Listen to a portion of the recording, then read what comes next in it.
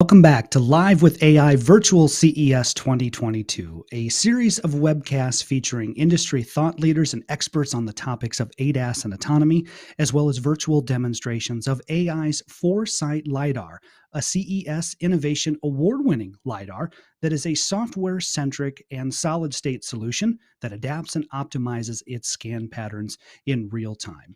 We are to the closing remarks of not only the day, but our entire two-day broadcast series.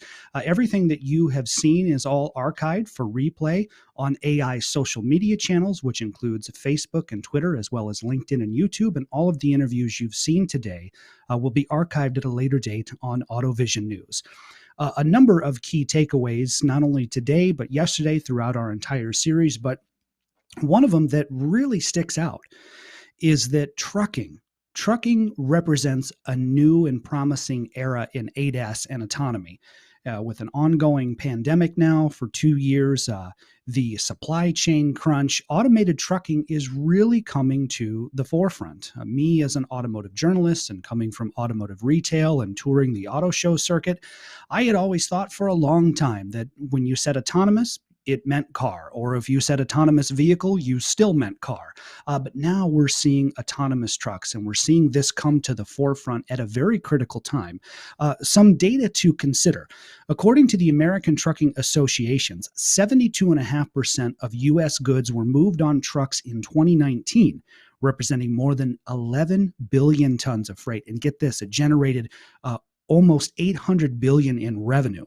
Similar data from Allied Market Research shows the global self-driving truck market is expecting further growth through 2025.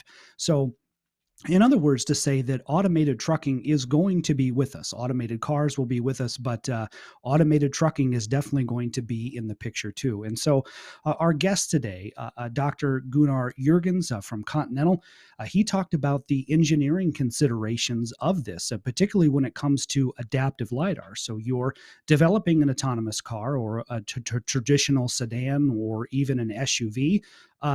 Certainly between cars and SUVs, there's different sizes, but when you're talking an 18-wheeler or a commercial truck, this is a considerable size difference. So, Dr. Jurgens talked about the engineering considerations there and the challenges that are associated with making sure that a bigger vehicle like a semi-truck, that its ADAS and autonomous features are safe, because they take a long time to stop. They have bigger blind spots. So Dr. Jurgens touched on that. And then fuel economy as well. And this is one area for me that I find really fascinating. Obviously, with LiDAR, the safety benefits are definitely there, but, how does LiDAR impact fuel economy? How does adaptive LiDAR, like AEye's adaptive LiDAR, how does that help fuel economy? And it does. And as Art Blanchford, former executive from Veoneer, as he explained yesterday, that allows the trucks to platoon. It allows them to reduce aerodynamic drag. And there is plenty of opportunities in the future to reduce fuel consumption, which is a benefit for fleet operators. It's a benefit for the driver because it reduces stress. And, so there's a lot of benefits that are sort of coming to the forefront. And we saw that over the course of the last 2 days. Richard Bishop as well, one of our guests earlier today from Bishop Consulting, he talked about this as well.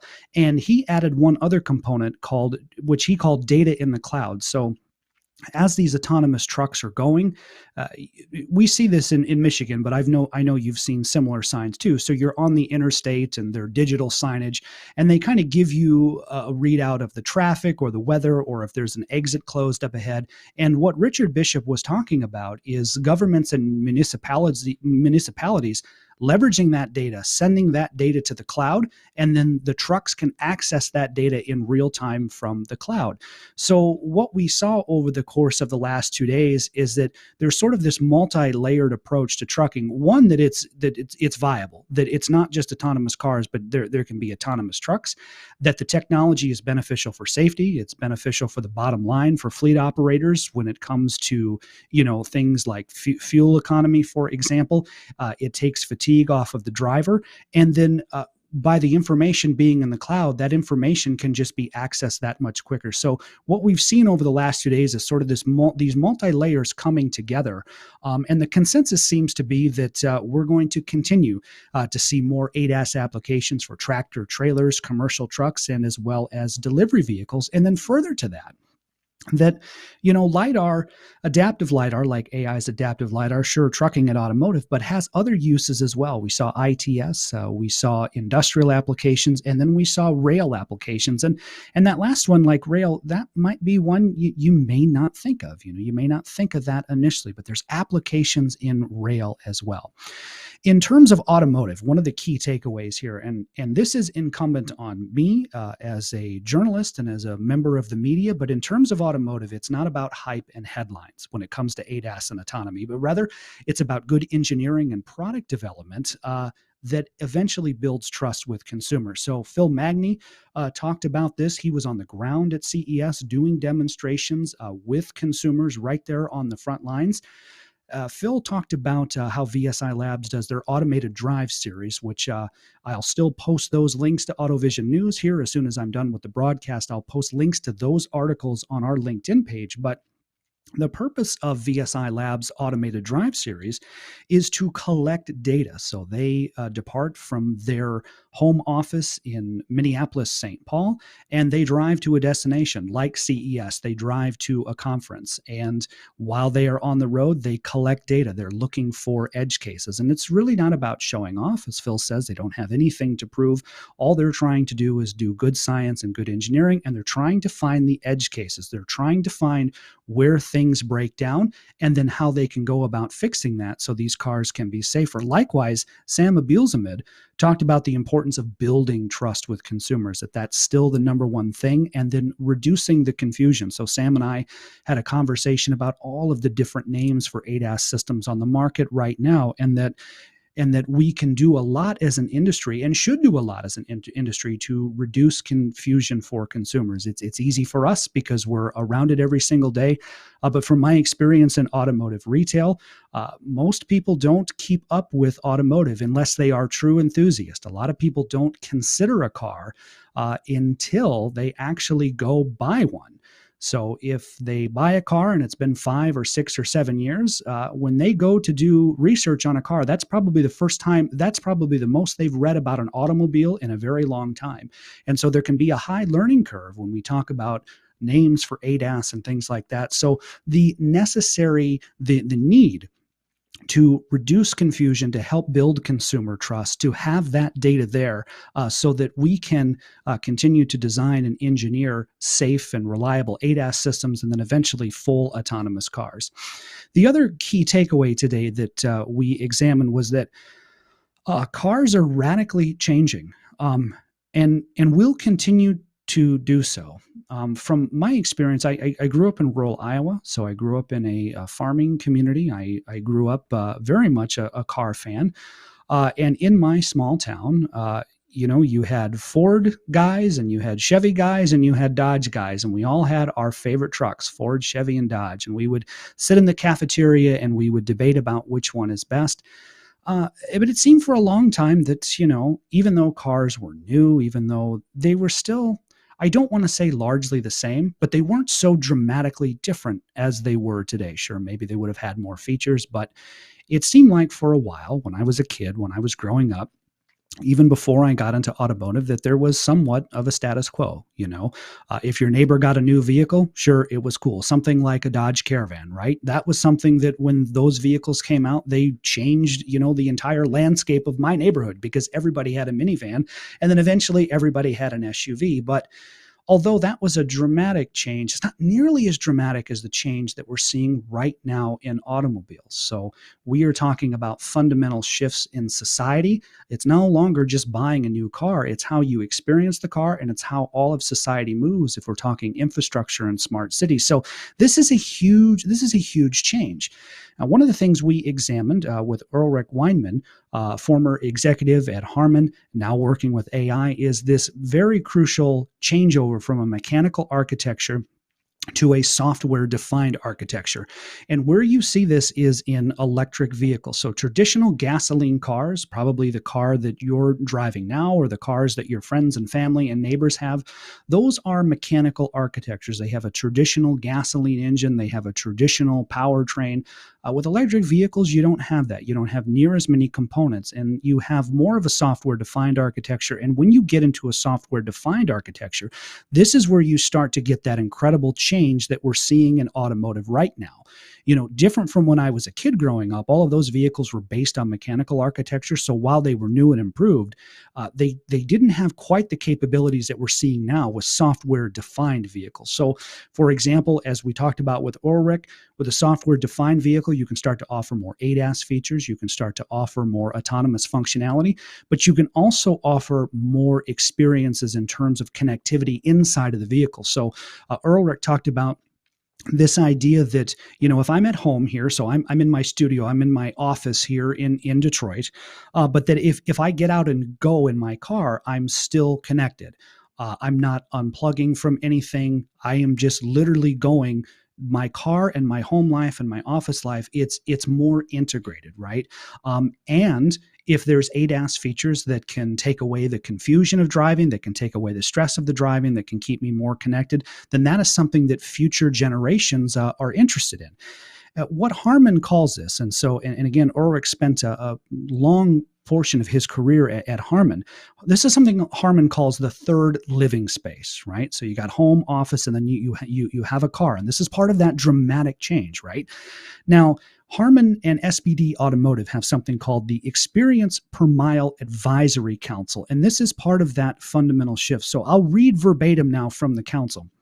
The purpose of the Advisory Council is to uncover best practices and foster cross-industry innovation to define and improve the in-vehicle experience for consumers. And you can certainly do that with a software-defined architecture. Now, the way consumers measure a car's worth is shifting as they explore new ways to connect with their vehicles. Buyers now pay more attention to how many new connected experiences are possible with the technology available in their car, rather than the engine's horsepower, cornering abilities, or even brand name. As this transformation goes from revolutions per minute, RPM, to experiences per mile, EPM, the automotive industry must find new ways to adapt. If we don't, we'll suffer the risk of being left behind. That is from Harman and SBD Automotive, the Experiences Per Miles Council. Again, where Ulrich Weinman, one of our guests today, spent a good portion of his career with Harman. So we are seeing a fundamental change in automotive.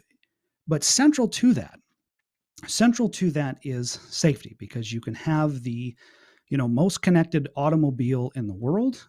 And maybe you're more old school like me. I'm a Detroit guy, so I love muscle cars. So I still judge a car's worth by horsepower and performance and cornering abilities. But regardless, however you judge a car's worth, whether it's a muscle car like I like, or whether it's something that's going to be more connected that Harman is talking about, safety is still going to be the key. If it's not safe, nobody is going to buy it. Nobody is going to get in it. Nobody is going to trust it. And that is the focus of AEye's Lidar. That's the focus of the Foresight platform. So it's available in many different industries, as we've seen. But when it comes to automotive, it's about delivering an experience that makes all of this safe. There's no point in going from a mechanical architecture to a software-defined architecture and offering all these experiences in the vehicle if the vehicle isn't safe.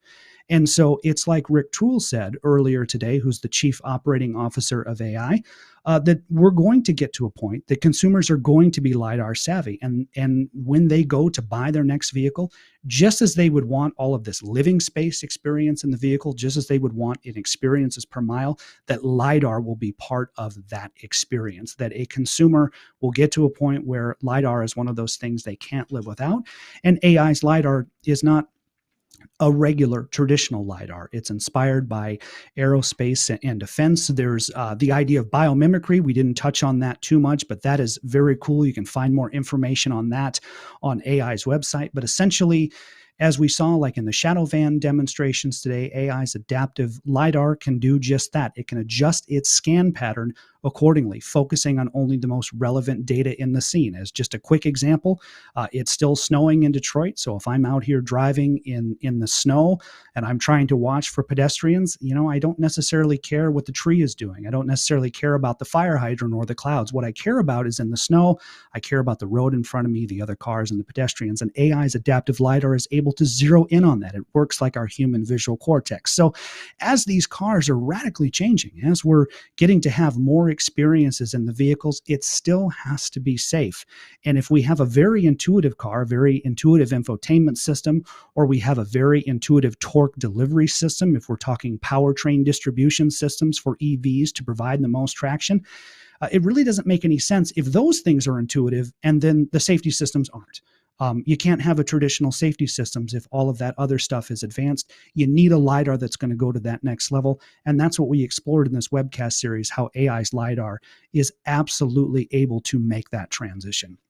And then, of course, last but not least, our key takeaways from this series is that it's still all about the people. Yeah, you can build cars, but you still have to build great people as well. And great people build great cars. Speaking of people, from the AEye Command Center, a special thank you today to Aaliyah Charney, Jennifer Deitch, and Ami Rollins, and producers Alex Hartman and Kiasa Jeter. And Kiasa, eventually we'll get together in person and we'll have sushi, my friend. But I am grateful for each and every one of you and for the opportunity to conduct these broadcasts, which will be archived at a later date on AutoVision News. In the meantime, you can watch the replays of the last 2 days across all of AEye's social media channels, which includes Facebook, Twitter, LinkedIn, and YouTube. On behalf of AEye and AutoVision News in Detroit, I'm Carl Anthony. Thank you for watching Live with AEye Virtual CES 2022.